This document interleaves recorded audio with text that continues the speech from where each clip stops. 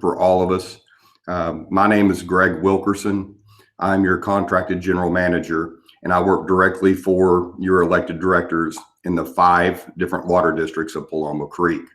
I always like to take these opportunities to clarify the difference between what a water district is and what a HOA is. Sometimes it gets a little confusing in some of the unincorporated areas of the county. Your water districts, there are 5 of them: 11A, 11B, 11C, 8A, and 8B.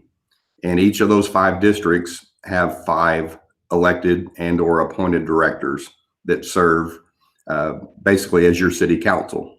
And the water districts take care of the infrastructure, the roads, the sewers, those type of things. So they act pretty much just like a city does in that regard. Your HOA, on the other hand, takes care of your amenities, your clubhouses, the landscaping throughout the communities, the pools, things like that. So 2 separate entities, and these 2 separate entities are coming together today. I first want to thank the elected directors. We've got, we have laws that we have to stay within. So we have 1 or 2 directors from most of the 5 districts that are attending to listen to this. We're also recording this so that it can be shared with the community so everybody can hear. So real quickly, my background: I'm a retired police chief from the Denton County area. I've served Richardson, Little Elm, and Corinth, and I recently retired from the water district there in Savannah, where we created our own police department. So I have 30 years of administrative and police management, and look forward to working with everybody here to get this neighborhood crime watch going. I'd also like to recognize, I saw your HOA manager, Chris Chapeau. I believe he logged in here just a few minutes ago. This is, again, a very important endeavor. I think Paloma Creek had a pretty solid crime watch at one time. We had one in Savannah as well. And fortunately, we, generally speaking, live in a safe area. And when that happens, interest drops off and participation drops off. And unfortunately, it's some tragic events like the drive-by shooting we had on Nighthawk that's kind of got everyone considering what's going on in our neighborhood. What do we need to do, and how can we help? So also on this call today, and he's going to be the main speaker, is Lieutenant Marcus Maxey. I've known Lieutenant Maxey for over 10 years now, professionally through our respective organizations and working together at some points. He is in charge of all of your police services in Paloma Creek. As you know, a little over a year ago, your elected directors entered into a contract with Little Elm to enhance the police service that unfortunately the Denton County Sheriff's Office just couldn't do due to a lack of manpower. And it's the same reason that District 10 over in Savannah did the same thing, except we created our own. So we're here today to talk about Crime Watch. One of the first things that I want to throw out there before I turn this over to Lieutenant Maxey is I think we're all concerned about what happened, but I also don't want to let you leave here with any misconceptions that Neighborhood Crime Watch is going to stop what happened on a Tuesday afternoon at noon a few weeks ago in your neighborhood. Unfortunately, when we have crimes against persons and crimes against family, unless these people go and tell everybody, hey, in 30 more minutes, I'm going to go do this, this, and this, there's nothing that any of us can do that would have stopped that. We could have had 100 police officers in Paloma Creek that wouldn't have stopped or deterred a very sensitive family matter that almost turned deadly and could have turned deadly. So, but that's not to say that we don't need Neighborhood Crime Watch, and we need more eyes and ears out there for the public. So again, just a brief introduction, and we appreciate everyone attending. What we're going to do as far as housekeeping rules and ground rules is I'm going to turn this over to Lieutenant Maxey. He's going to explain the program. He's going to talk about how you can, create your block captains and get all the programs working, typically through your HOA group, because you've already got a nucleus of people that are gathering on a regular basis, and scheduling these meetings where these officers come out and talk to you on a regular basis, all that kind of thing. And then at the very end, if we have a few minutes left over, Google Meet has a feature on here that says raise hand. And so, if there are a few questions at the end, we do want to get to some questions if there are any. But, we do have limited time today. So we want to focus on pushing out what you can do as a resident to participate in Crime Watch. And then we'll get to the question and answer period there. So again, thank you all for attending. Lieutenant Maxey, I'm going to turn it over to you, but I am here should you need me. Yes, sir. Thank you, Chief, as always. First and foremost, I want to thank you all for showing up today to address a very sensitive issue. Going forward, I think that we're all I'd like for us to all be on the same page, and it's for the safety of your neighborhood. You all pay to have the right to have a nice neighborhood, live in safety, and you should be allowed to come home to a safe environment and not really have to worry about what took place, in the middle of the day. As Chief said, 100 police officers out there wouldn't have actually stopped what happened. But when we have eyes and ears in the neighborhood, and it's known that those eyes and ears are out there in the neighborhood, that typically helps us deter a lot of criminal activity. And one of the best ways is a neighborhood watch. And I subscribe to the philosophy: if you see something, say something. And that's not saying go and say something to Facebook. And I'll tell you, Facebook is not a living entity, organism. It does not, some people may think it lives and interacts with us, but most police departments don't have the luxury of watching Facebook and monitoring what goes on. We rely upon the citizens to contact us and let us know, hey, we've got some activity in our neighborhood that we think should be addressed.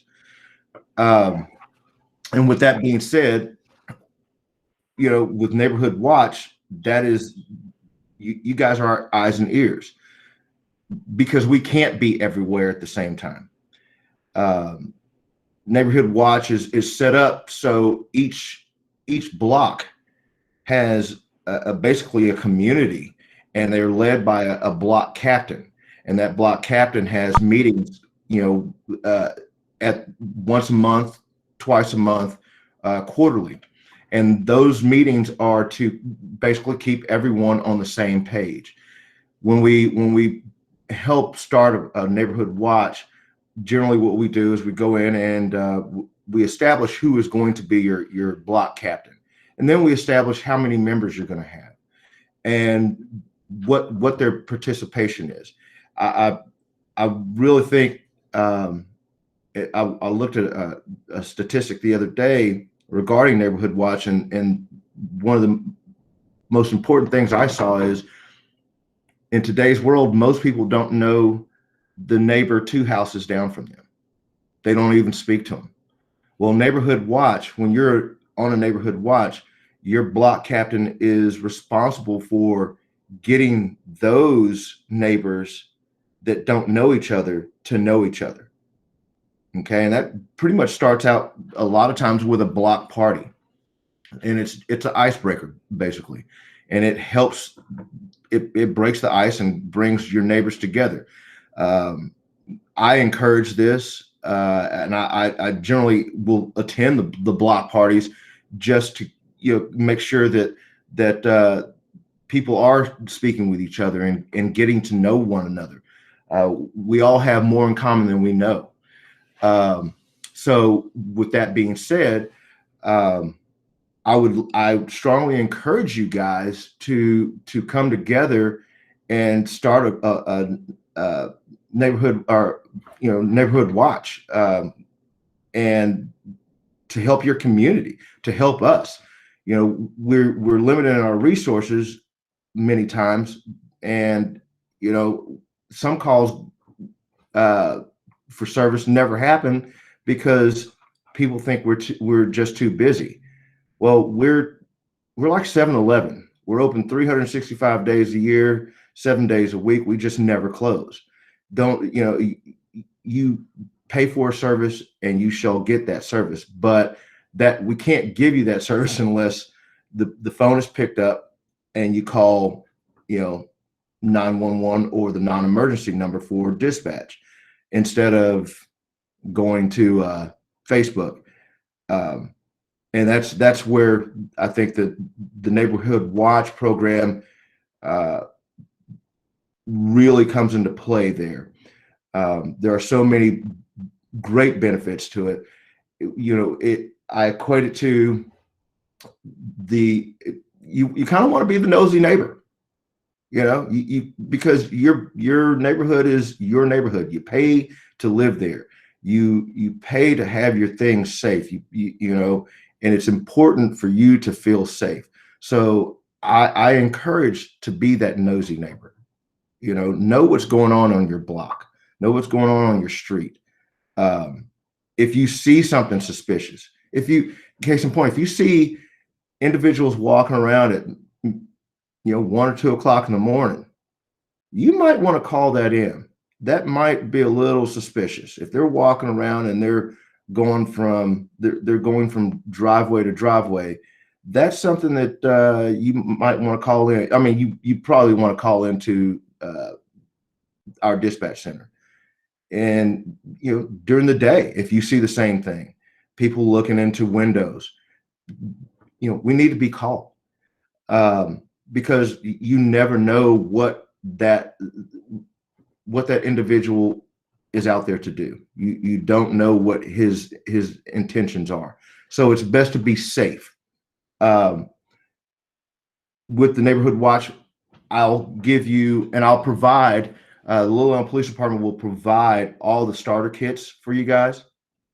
And what we'll do is we can have one large meeting if we can, or we'll go do this virtually, and I can drop off the documentation that you need to start your Neighborhood Watch. First and foremost, we have to establish the block captain, and the block captain generally gets a book that directs them how to conduct their meetings, what to look for, how to interact with the police, what to tell the police when they call. And this is something that the neighborhood or the block captain instructs his Neighborhood Watch personnel to do. And you also have, with that starter kit, you also have basically a checklist. Oftentimes when people call the police, they say, there's a suspicious person walking down the street. And sometimes they forget to give us a description.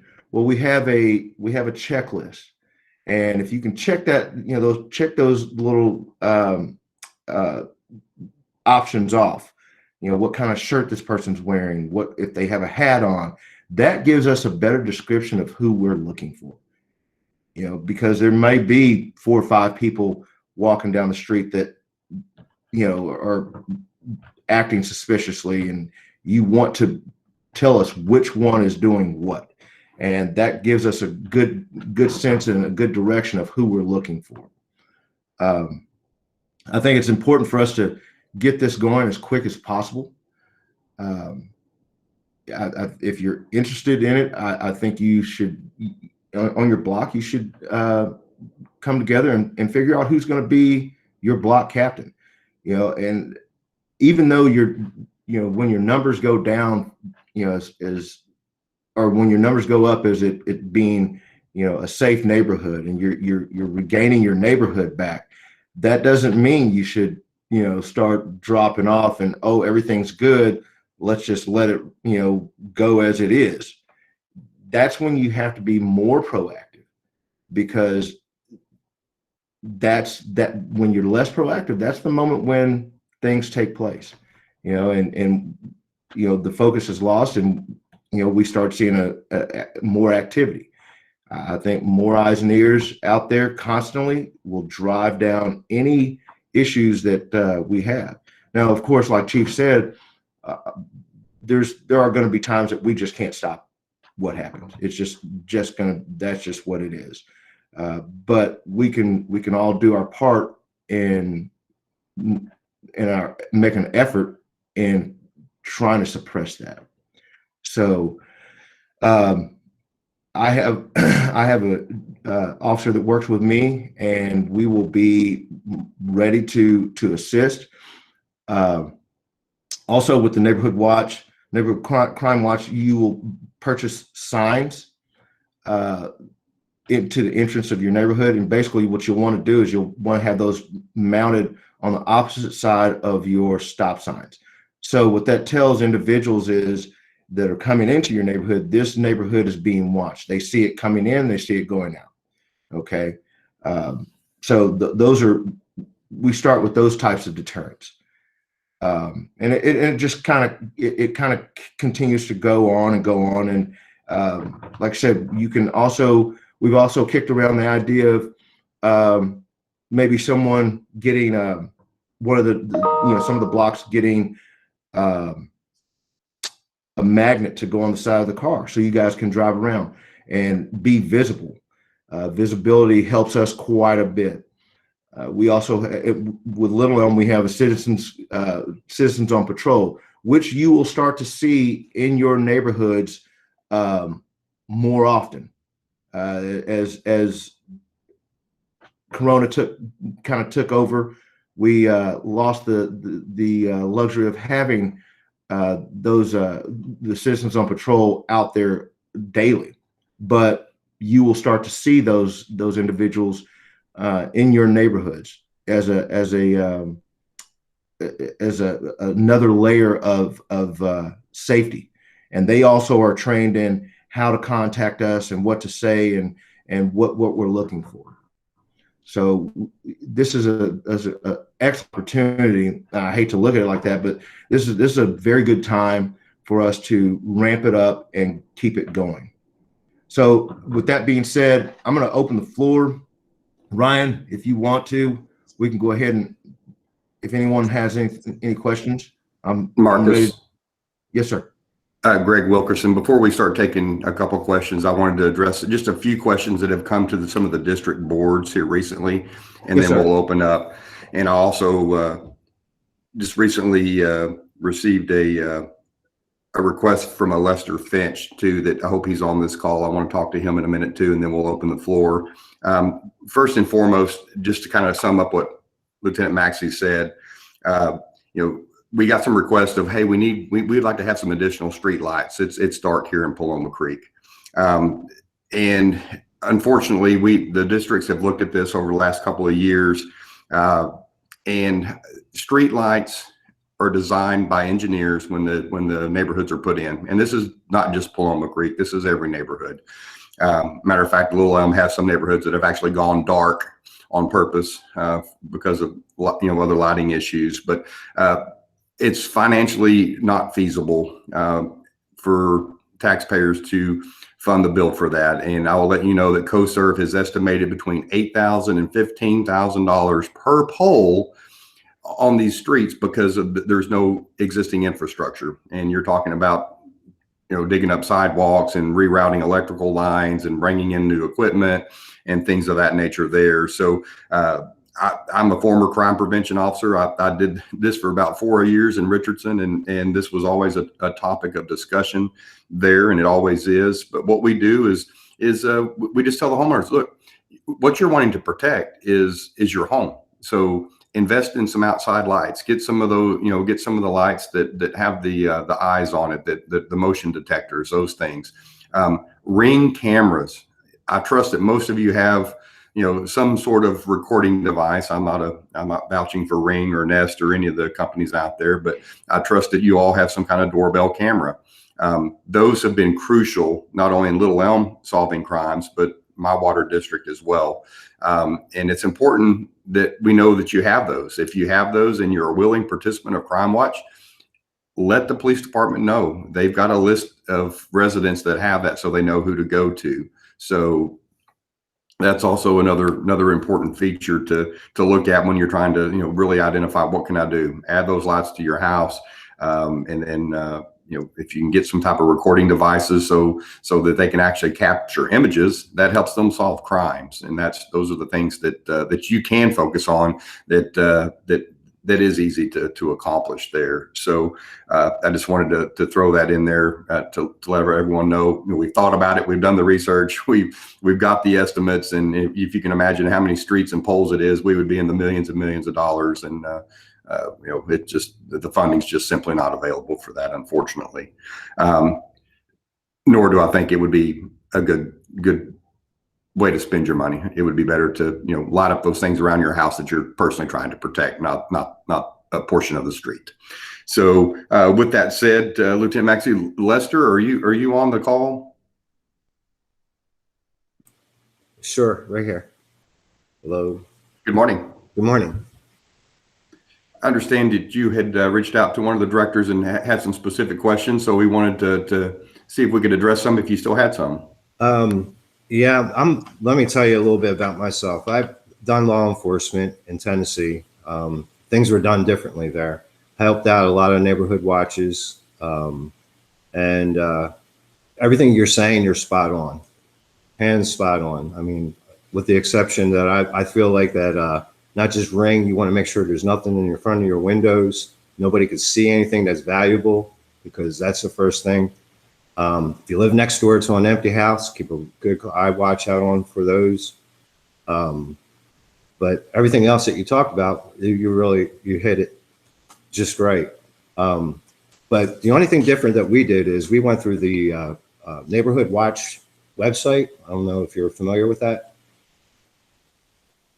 Yes, you can go to, I'm sorry if it's too loud. No, it's There's a couple of websites you can go to. You can go to National Night Out, and then you also can go to the Neighborhood Watch website, and they have a great tutorial.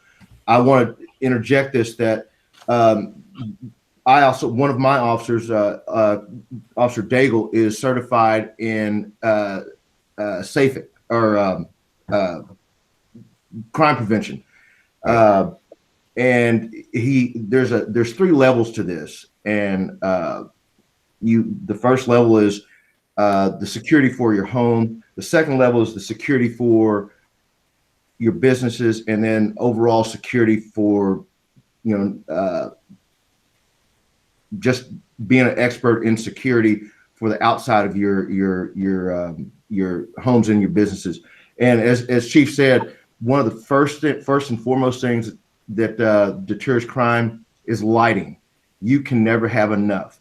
And then also to keep your shrubs below your windowsill. With every Crime Watch meeting that we start up for you guys, Officer Daigle will be with me, and we will discuss the many things that you can do in order to safeguard and harden up your home for safety. It just takes a little while, so I didn't think that we'd have enough time, but to go through it. But there are several different things that that we have to do in order to make sure your home is safe. But he is a crime prevention specialist. I am as well for businesses. So together we can make it happen. So I'm sorry, Lester, go ahead. The questions that I have is, we had HOAs and everything. Of course, they were run by the people itself. It wasn't like that wasn't commercialized, if you will, like it is here. Is it okay if we go ahead and do a board for the community as well, like as far as a Neighborhood Watch board, have a facilitator, have a timekeeper to make things go faster, communication coordinator, activities coordinator, because as you know, there's more than just the National Night Out. You can do other things too as well to get the community together. So is that something that we would have to go through you to set up, or is that something we can set up? And can we have meetings without the law enforcement officers there? community meetings, or is that something that you don't recommend? Absolutely. I think that's fine. I mean, it will be your neighborhood watch. Right. Okay. Because the facilitator, I mean, that's what they elected me to do. There was 4 of us that already started this neighborhood watch on the next door. So we came up with the idea of board roles and everything. And this way here, we can be the speaker for the community. The community can talk to us, let us know. We'll have our own separate little meetings before we have a committee or the other community meeting, and then go through them with little ideas that we come up with. I'm sorry, and you're somebody that lives here in Paloma Creek? That's correct. Okay, great. I can tell you right now, I live on Scotts Creek. So, and the biggest thing that I can tell you that I haven't seen in a while, and I'm not knocking the police department down, is you're right. I guess you can't be everywhere. In the year and a half that I've lived here, I might have seen 2 squad cars. I have a child that goes to the high school there, he's 15. I see cars out there every once in a while, but I feel like if we can get this committee together and we can work close with those officers and have them, I'm sorry, let me go back. We used to call an officer who just drove around in a car, half a cop, because that's all you ever seen. You never seen them stop, talk to people or anything in the community. And that's what I'm noticing here. So I'm speaking on behalf of the Paloma Creek, that I can assure you that most of us have not seen squad cars around. I'm not sure if it's because you're sure-handed, but as what I was told is there's supposed to be 3 cars to the area on 12-hour shifts. So if it's something that we can talk about, figure out, I agree with the Citizen Patrol. Just about every police department I know, including the one that I worked for, we had one. They did all the checks, when someone's not home and they're on vacation, they go and check to make sure that everything looks secured. So I hope I'm not stepping on any toes by saying what I just said as far as the squad cars, but I don't know if anybody else has witnessed it as well. I have not seen but maybe 1 or 2 cars, and it's kind of disturbing. I'd like to get whoever that is talking. I'd love to get your information because I'm interested in getting involved. But I do see patrol cars. You do? Actually, okay. Frequently, which is a relief to my mother and I. So I see them, I don't know, at least once every couple of weeks driving down the street, which is very reassuring. So I live up in North Paloma Creek off of Red Robin Drive. So, but I'd love to get your information and figure out how we can expand what it is you're already doing. Yeah, really appreciate it. Okay, not a problem. Are you on the neighborhood watch on the, did you join with us as far as on the next door? I'm not involved in anything yet. That's why I'm here, like to get involved. So. Okay. Well, if you go to next door, if you follow in there, you can see the Paloma Creek Neighborhood Crime Watch and just ask to be accepted in there because everything that we're doing, we're trying to keep everybody, we want to check on the background, basically, if you are in the neighborhood. I want to make sure that you're just not somebody who's just trying to get in because, criminals are pretty smart. They're not. That's absolutely. That's why. Hello, Lester.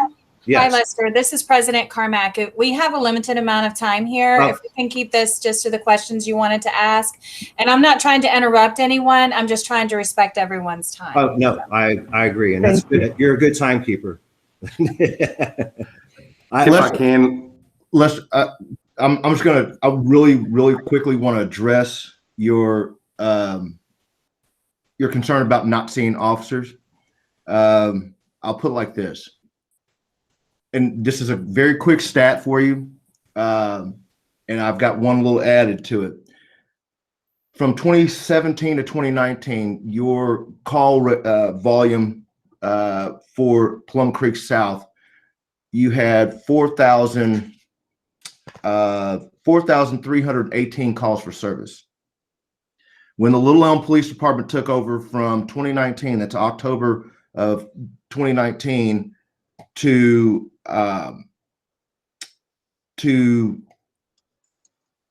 present, your calls for service went down to 2,044 calls. And basically what I think that is the visibility of officers in the neighborhoods. The fact that officers are actually responding to the calls versus with the sheriff's department, you have 6 deputies, and I'm not knocking the sheriff's department, but you have 6 deputies for the entire county. Back in 2019 or 2017, 2019, we actually handled 500 plus calls for the county for the Paloma Creek area. We are there. I can assure you. I actually had a young lady call me and say that she felt like there was too much police presence in Paloma Creek when we took over. So I kind of patted myself on the back. And for your question about the officers at the high school, there's generally a SRO vehicle parked in front of or on the back side of the school every day. I'm over the SROs. I can assure you that that's there. Oh, I believe you. I did SRO. We would have to, every once in a while, we would have to go ahead and fill in for them, if you will. I've really, you hit a lot of things on the nose though, as far as everything that the questions I had. So we do need to get this started. We need to figure something out. Right. How do you feel about door to door? Is that okay? Yeah. Let's table that for our meeting. Okay. That we're going to have for your neighborhood, and we can answer all those questions. That's great. Okay. Well, then let's go ahead and move on to the next person, because I don't want to hold anybody up. I'm sure there's a lot of people here. I'm seeing 68 more people are on this, and that's great. I love it. Love it. Love it. Love it. That's what we need to do. We need to hit invite.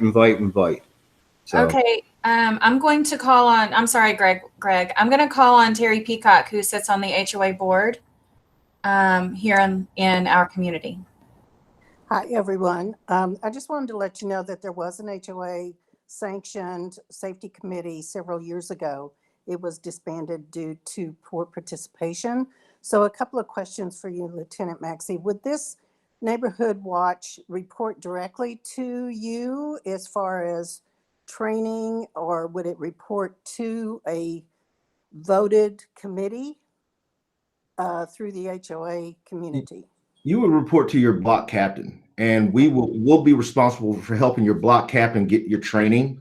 And that's what we're here for, is to get you guys trained up where you have that support. I don't know in the past if you had that support, but we have a unit that's what we do. And I'm over that unit as well. So I will assure you that I will be present. And if your block captain has any concerns about training, what they need to do, we can take care of it. Okay. Would you recommend having one block captain? Because in the past we had block captains for different areas within, like, say, our block might be 3 blocks long, but we had signs on our windows that noted that we were block captains and could assist and help people if necessary.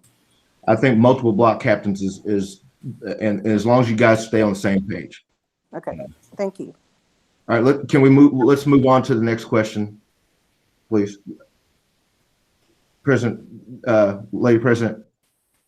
I believe Juan Torres. Hello, everybody. My name is Juan Torres. Greg, happy to see you there, my friend. And I'm glad that we had this meeting. I'm actually one of the admin with Lex and Mr. Javier Montemayor and Cassie. She's also one of the admin. And basically, I got one question, okay? We're trying to organize, okay, our neighbor. We had talked to Les to be our speaker and our facilitator. But I think that when you talk about block captains, Lieutenant, I think that being a big neighborhood like we have, I think the best thing to do is have a block captain.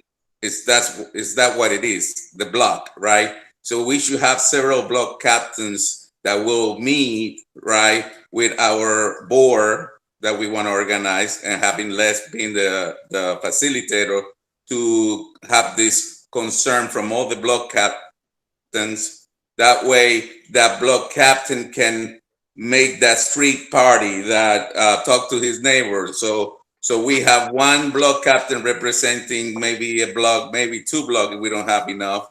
So we can then, as our facilitator from this Crime Watch Paloma Creek group that we have next door, and hopefully we'll go bigger into a website for our neighborhood. But that way, I think it's easier for Les to have those meetings with the block captains and then facilitate the communication with the HOA, police department, and the water district. What do you guys think about that?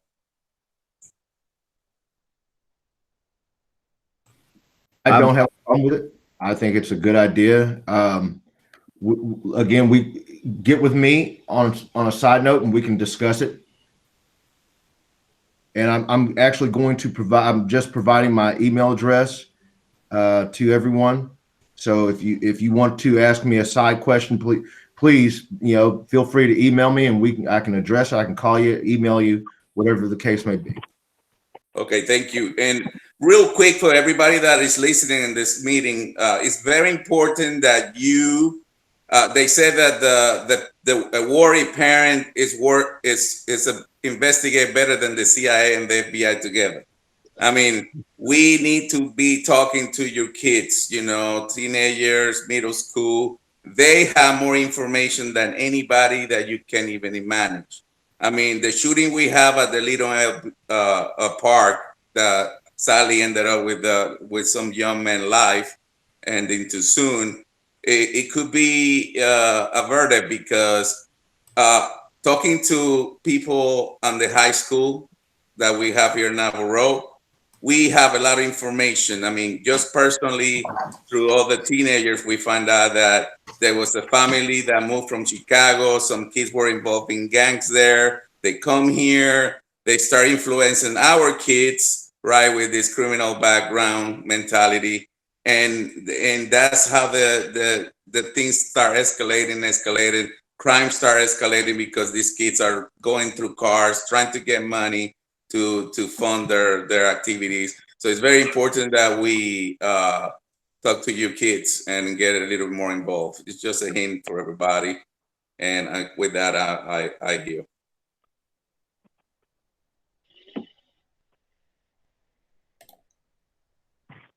Lady President, do you have anything? No, I do not. Greg, is there anyone else that has their hand up? I can't see everyone, so.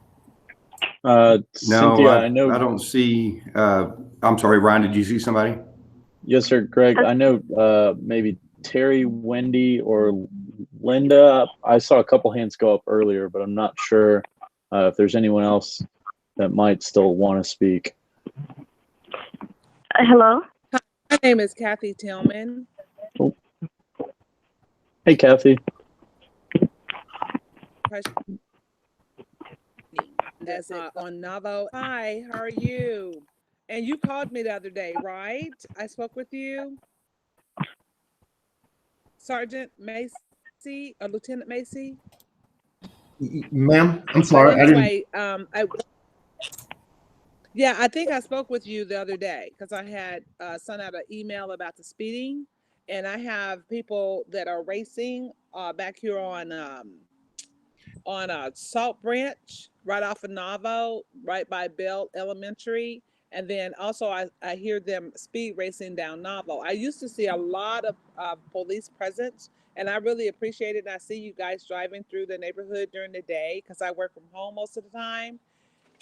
My question is, can more of the speed limit signs be placed up? Since we can't do the speed bumps, wouldn't it be just a lot cheaper just to put up some speed signs? We don't have any on some of these strips. Kathy, this is Greg Wilkerson, your general manager.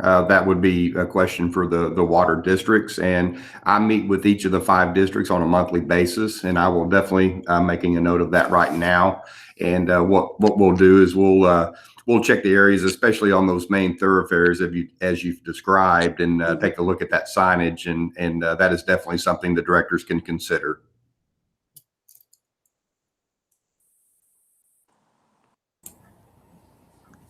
This is Terry again. Juan and Leonard, the only thing I would ask is that you don't just leave this on Nextdoor, that if you're going to put together some kind of meeting for Crime Watch activity, then let's put it in the newsletter to where the HOA newsletter, to where you do have some participation by other people that may not be able to have made this meeting and understand what's going on. I totally agree with you. Thanks. And I have a question, Lieutenant Maxey. I don't know if you can hear me. Are you going to be training some of these people? Because I don't want anybody to be overzealous and my children not able to be walk safely in the neighborhood. And I want people to be identified as if they're literally in the neighborhood watch and being trained properly. So how are we going to coordinate that? Yes, ma'am. That's a very good question. And yes, we will train. We don't want that overzealous neighborhood watch member. We certainly don't want to, and I'll just throw it out there, a Trayvon Martin incident. We just don't. And I know that's kind of where you're going with that. That's what kind of what I felt.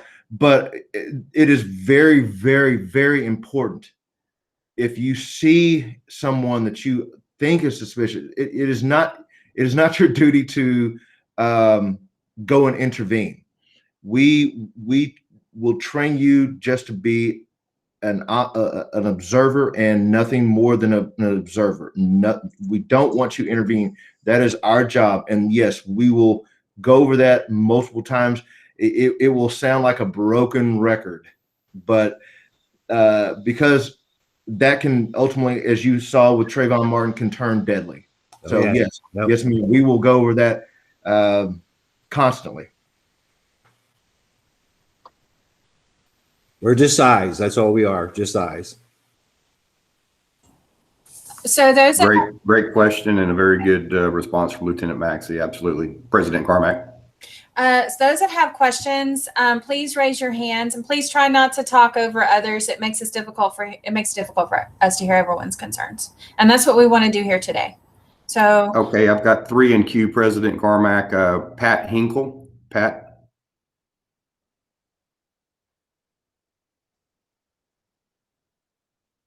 Okay, Linda Floyd, you're next on the list. Linda Floyd. Hi, I just wanted to say, excuse me. I just happened to cross my email this morning and saw that this meeting was happening. I didn't know these meetings were taking place, but I'm happy to see it. And I just want to commend you all for what you're doing, especially the presence of the officers here. I do see a police presence in this neighborhood, and I have several grandchildren in this neighborhood. I live on Rawson Road, and it's just good to see this happening. So I want to thank everybody for it. Well, Linda, we appreciate the positive feedback. The water districts definitely pride themselves in partnering with the police department, and with me as their general manager and being ex-law enforcement, everything just goes hand in hand, and that's been the focus and the priority ever since they brought Little Elm PD on. And I think, as it's been described today, some see the officers more than others. Again, with all of these incidents, when they happen, they're always being evaluated. Matter of fact, I had a meeting with some of the directors just last week, and right now Lieutenant Maxey's preparing some numbers to look at staffing. Is that appropriate? Do we need to make other considerations? And those are things that we'll look at over the next 2, 3, 4 months going forward as to how is the staffing? Is it adequate? Can Crime Watch fill that void? Because again, these are your taxpayer dollars, and we've got to be mindful of that. But it's trying to find that balance and make sure that we don't want it over policed, as some of them have said to Lieutenant Maxey, but we don't want it under policed either. So, you know, I'm just overwhelmed at the number of people that showed up today as well. And I appreciate that. Jeremy Kaplan, you're next. Sorry, my name is Candace Kaplan. I'm just using my husband's. Can you guys hear me? Yeah. Okay. Yes, ma'am. Perfect. I have a question. A lot of people are concerned about this with summer coming up, about security for the pools and parks. I know that we were told that we have some people volunteering or some people that work the pools during opening hours, but last year it was teenagers, and there's been a lot of activity at the parks, and I believe that it will get worse when school's out for the summer. I just wanted to see who we should contact with that, or if there's a way that we could get more presence there. Absolutely. Well, great question. Some of this will actually go back to the HOA. Again, as you'll recall, when we started the meeting there, the homeowners association group actually takes care of private property. So that would be up to your HOA board and your HOA management as to if they want, private security or off-duty police, patrolling those type of areas. Now, in regards to the trails, Lieutenant Maxey, I believe you guys have already got a plan in place for that. So I'll let you answer that aspect of it and regarding what you guys can do from a police standpoint on the patrols. Yes, ma'am. You'll start to see myself and a certain group of officers that will be riding. And I don't want to put this out there, but we have a plan in place. I'll put it like this: criminals get used to seeing us in a certain way. We have to be innovative in the ways we do different things. So we have to constantly stay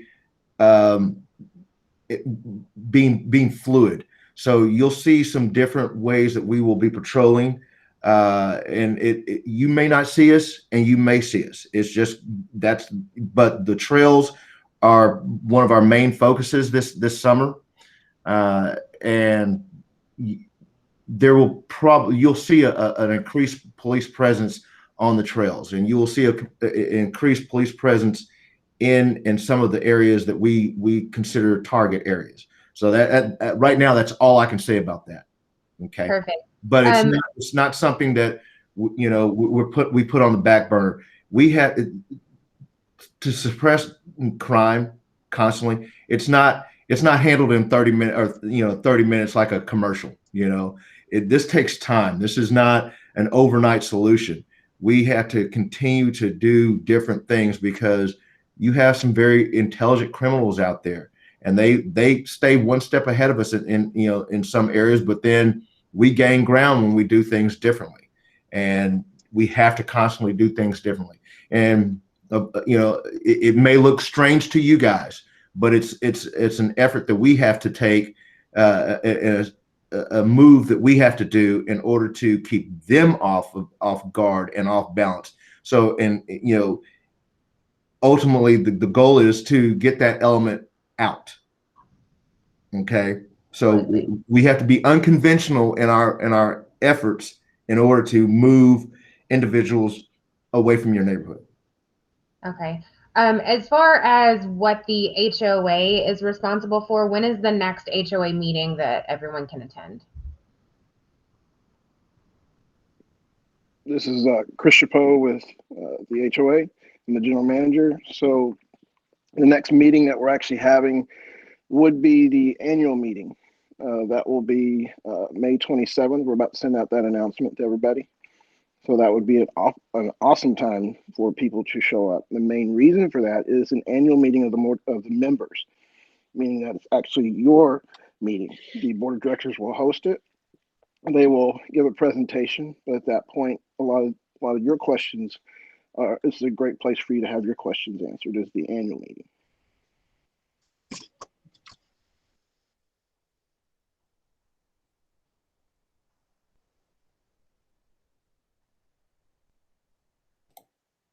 Anyone else have any questions? Hi, this is Tim Wynn. I work from home and I have a window access to the street, and I notice, suspicious like drug activity from some of the houses in the neighborhood? You mean like, someone's on their phone, a few minutes later, car pulls up, he drops something off, car drives away. I mean, is that something the neighborhood watch could report to the police and have them take action on? Absolutely. And I'll tell you this. Since the Little Elm Police Department took over, we have served, and this is from 2019 to present, we've served 7 narcotic warrants on homes in the Paloma Creek area. So we are very active. These investigations, you may call it in. It just takes time for us to make sure that what we have is legitimate, and we don't rush into anything. But when we do hit it, it's over and done. So yes, to answer your question, that would be something that I would certainly suggest that you call in on. Don't intervene, just be my eyes and ears. Okay, thank you.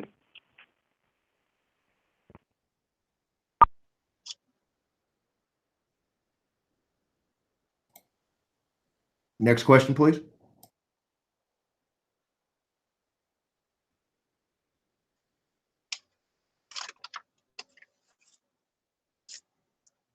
Do we have anyone else on the call that would like to ask a question? I see that Juan and Wendy still have your hands raised. If you still have a question, we ask that you speak up. If not, you could please click the lower hand button, please.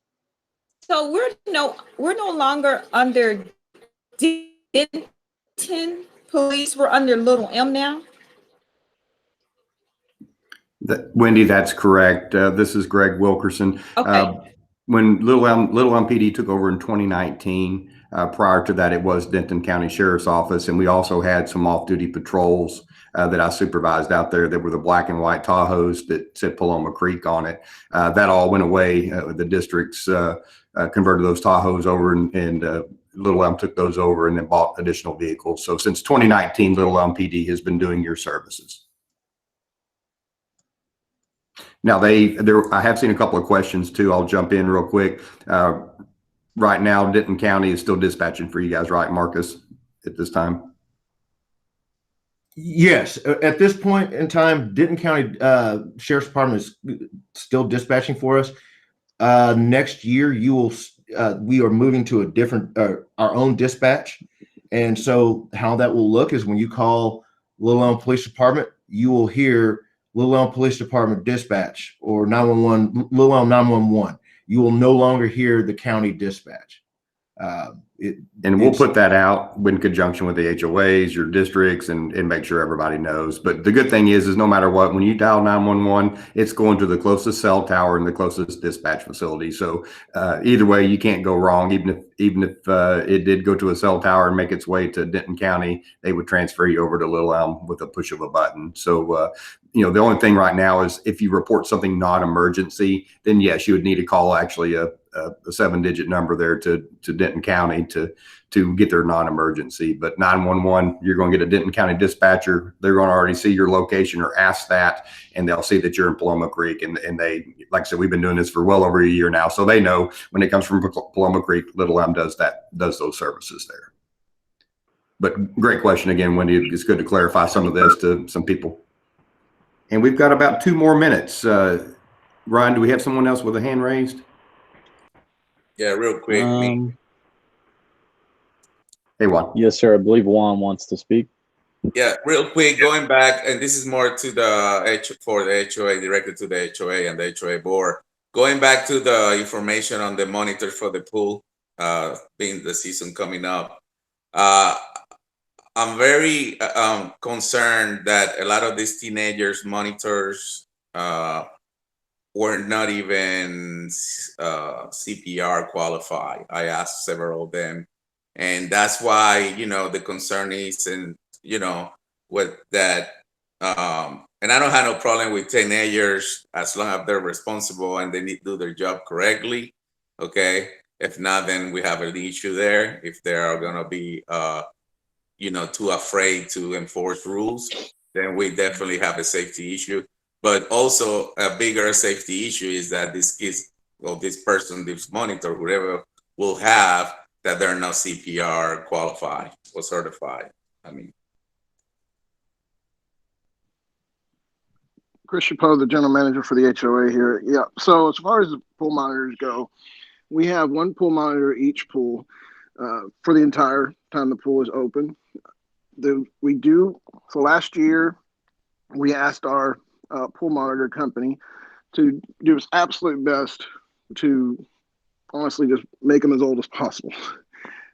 I agree with you. It's very difficult for young kids to address or to approach an adult who's maybe being disruptive, or a group of teens who are not helping out the situation. So the older we can make them, the more mature, the more seasoned they are in handling difficult situations, the better. But we do want to staff the pools. And as we get into the season, a brutally hot summer, we find it's very difficult sometimes to find folks that are willing to do that kind of work. So we end up having to staff them with what we can. But absolutely, we have made that request. And I can tell you that wherever I've ever been a manager, that's the same request I've ever made. But we do need to staff them. As far as CPR certified, I certainly will make sure that is the case.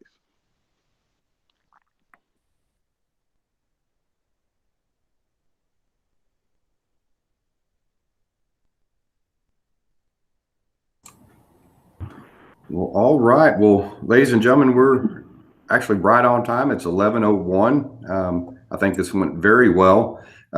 President Carmack, again, appreciate your assistance in getting this together. Chris Chapeau with HOA as well. I think this is an excellent start, and we just can't hang up and let this go by the wayside. We've got to get those meetings scheduled and move forward. So any parting comments, Lieutenant Maxey or Cindy? I think I've said all that I can, and look forward to continuing working with the neighborhood and moving this forward. This is Cindy. I just wanted to say, I noticed there are several folks still asking questions in the chats, and I'm sorry that we didn't have more time to address those. But know that anything, like I've seen cameras at the pools, parks, things like that, those can be addressed with the HOA directly. Chris Chapeau is on the meeting. He has an email address. He also has an assistant. There was a resident member of the HOA board on the call as well. She also heard your concerns. And we look forward to seeing what happens with our neighborhood watch. I've lived here for 15 years, and I've always been excited to see community involved. So that's all I have to say. Thank you, guys. Thank you to all law enforcement on this call. We appreciate you. You're very welcome. Thank you. Everybody enjoy your weekend. Thank you. Thank you, everyone. I appreciate it, Lieutenant Maxey. Oh, you're very welcome. Thank you, sir. I'm eager to meet you, seriously. Yes, sir. Yes, sir. Thank you, Cindy and Greg and everyone at the Water District. We appreciate your assistance. Yeah, I need to put my 2 cents in too. Thank you so much, Lieutenant Maxey, Greg Wilson, Cindy. I've been watching you guys work as hard as you have, and I just can't tell you how much I appreciate what you're doing for an ex-resident of Paloma Creek. Thank you. Well, like I said, it's our desire to get a handle on Paloma Creek. President Carmack said it best a while back. You know, people consider Paloma Creek as the Wild Wild West, and we are basically the new sheriffs in town, and we're going to take it back. So, we, like I said, some of our methods may seem unconventional, but you know, that's what oftentimes wins a battle. We got to be smarter than the bad guys. And you are. So. All right. Well, if that's all from you guys, I appreciate it. Lady President, we'll discuss my painting, and I've got some things. Get with me on Monday. Sounds like a plan. All right. Everyone enjoy the rest of your Saturday. Thank you, guys. All right. Y'all have a good evening. Okay. Thank you, Cindy. Thank you very much, everybody. Bye-bye.